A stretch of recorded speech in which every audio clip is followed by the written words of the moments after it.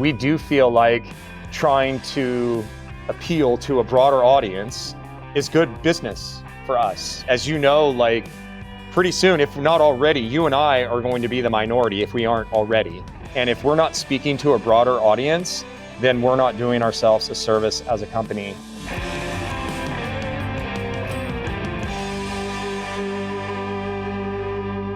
I want to ask you a question that Please. I hope it's okay to ask. Goo has been putting their money where its mouth is for a very long time. Over the last few years, there's been a large push for inclusivity and diversity and accepting everyone. And then we see brands that lean into exclusivity. And we see brands that they feel that they know who their core consumer is and they don't mind pissing off everyone else. There's a business case to be made for that. And there's also a business case to be made for the alternative. There's the saying that, and this is not, I'm not saying this because I believe it, or that I don't believe it, but there's a saying that like, if you are for everyone, you are for no one. Goo has proven year after year to go against that in a good way, right? Goo is for everyone, and Goo as a company walks the walk for everyone in the way that, you know, team members have transitioned into like Celia, for example, and what Celia has done on the community and enablement side coming from sports marketing. And so I was having this conversation with someone following some of the posts from the Go One More Ultra, where they showed a Customs and Border Patrol badge in the promotion of the event. And there was a lot of backlash on it, and the post was deleted. But BPN as a company knows who their customer is, and they know who their customer isn't. And they've leaned fully into that. And it pissed off a lot of people along the way. And I'm not sure that they care, again, for better or for worse. So I'm curious your perspective on a decision was clearly made, or maybe it wasn't, and this is just in the DNA of Goo and how Brian and his family instilled an ethos from the beginning. But I cannot think of another company that can win with every single demographic: elite athletes, back of the pack, middle of the pack, black, brown, white, Jewish, Muslim, like all of the categories are appropriately checked. That's like totally unheard of, and it's extremely authentic. Yeah. Discuss. I'm so curious. Yeah, there's a lot to unpack here. So I will start that we are a heart-forward company, a purpose-driven company. One of our core values that hangs behind me out here is love. And we have led with that ethos for many years, and obviously that comes from the top. You know, our tagline is feed the need to move, because we feel like movement makes us all better people, whether you're that elite, no matter what color you are, or you're at the back of the pack. Movement makes us all better humans. And so we have, starting in about 2012, really leaned into the purpose work. 2012, 13 was when we did our first collaboration with the Challenge Athletes Foundation, where we had a flavor. And let me one step back here. This partnership came out of a moment that I shared with Brian Vaughn and one of our other senior executives on the finish line of Kona, which I'm sure you've been there, in the midnight hour, right? When it's the back of the Packers trying to beat the clock. And it's the most magical, powerful time. I've cried multiple times during that, watching people struggle to get to that finish line.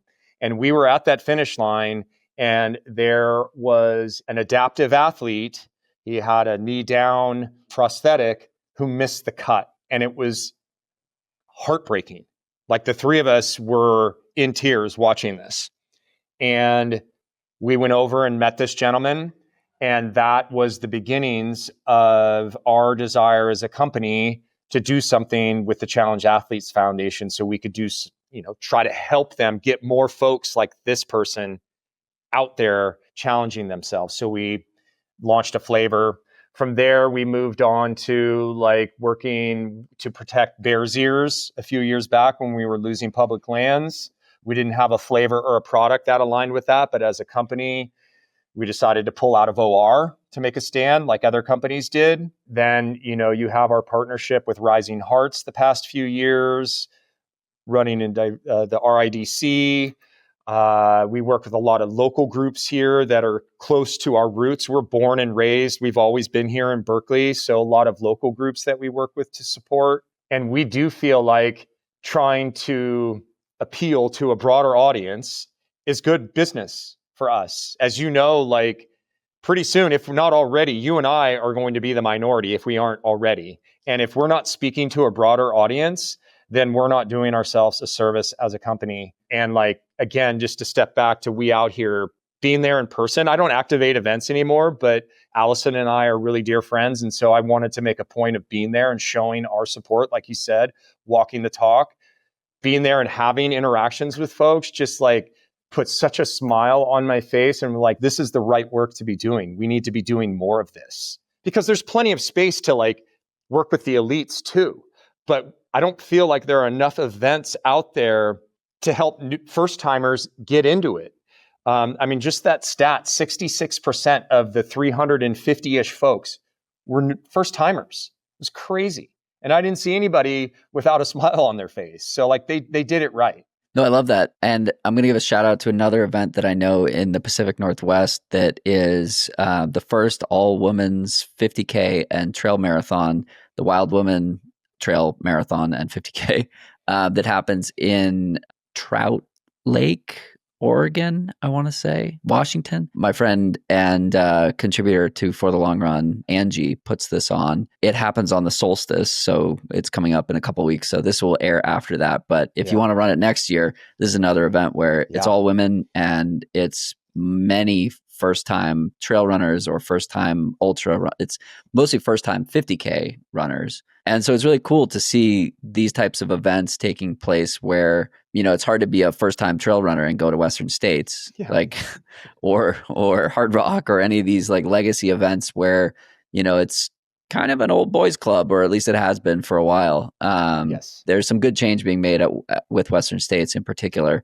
And the work that Gina is doing with Hard Rock and some of the other events that she's focused on. But yeah, and I appreciate your explanation and clarity around it. I guess the answer is it's in the DNA and it's always been there. And it's never been like, hey, it's 2020. Now it's time to, put a black square on Instagram and make a statement and then not back it up with anything. Exactly. Not to pat ourselves on the back, but I have gotten within the last couple years countless messages from folks of color, not elite athletes, who appreciate and see what we are doing to try to, open up the tent to everybody, get more people in there. Because again, if we're going to make a business case for this, not that that's why we're doing this, but it's good for business when you expose more people to sports and movement. And if we can help fuel them to do that and chase being their personal best athlete, whatever that might look like that's a win for us. I want to press on that further. What does that mean? What does it mean that it is good for business, right? Because there's the case to be made for it's great to have inclusivity and it's great to have everyone be welcome. If you're running a nonprofit, that's one thing. If you're running a for-profit company, like you still have to pay the bills. You have a fiduciary responsibility to the people who fund the operation, or if you're self-funded through profits, even better. But tell me more about how it is a good business decision, because I think that that's what people need to hear in order to really drive that point home. In addition to the fact that like it's the right thing to do for more people to have access. Correct. Start there. It's the right thing to do. Drawing from multiple experiences I had this past weekend, people try our product, they try these new chews. They're like, well, where can I get this? I point them to a Fleet Feed or I point them to somewhere else. That's good for business. And then back to just getting more people to events, right? That's good for those events, right? That means their participant numbers will go up. That means they might need more product from us, which we could then sell to them. I work with a lot of athletes who are also coaches. And part of my relationship with those athletes is I extend industry pricing to the athletes they coach. Cool. So that's bringing more people in. And I just got a message from Callie Vinson, who she will be commentating with her partner Scott Traer at Western States. She's a coach. she shared a screenshot of one of her athletes who basically said, I've never considered myself like an elite athlete, but being part of this pro program with GU and being coached by you, like now I do.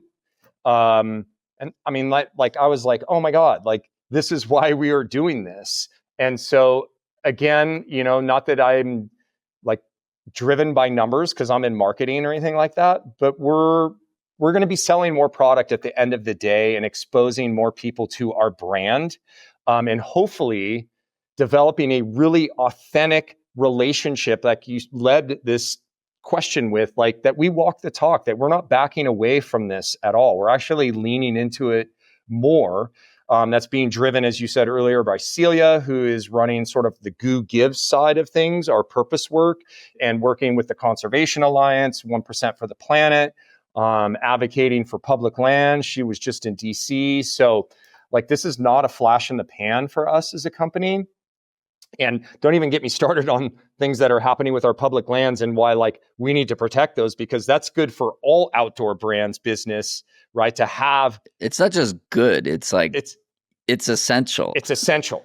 And like, if we don't start shaking the tree and fighting for that, like, it may go away, some of it. So like, it's really important work to be doing.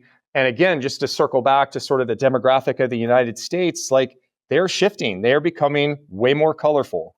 And we need to speak to a broader audience.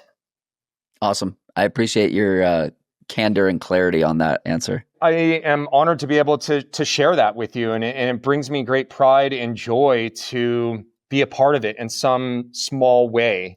Because and this, not to get all sappy on you, Jonathan, but like it circles back to my school teacher days where, I worked with a wide range of kids. Of all abilities, of all colors, right? Not everybody like was the A student, and just figuring out how to make them all be their own best little personal humans. I kind of feel like we're kind of doing that now, like enabling people to go out and move in the outdoors however they want to. And no, you don't have to go do 100-miler. No, you don't have to, kill yourself, running as fast as you can. You can go out and run with joy in the woods and have fun with your friends. And yeah, you're an athlete.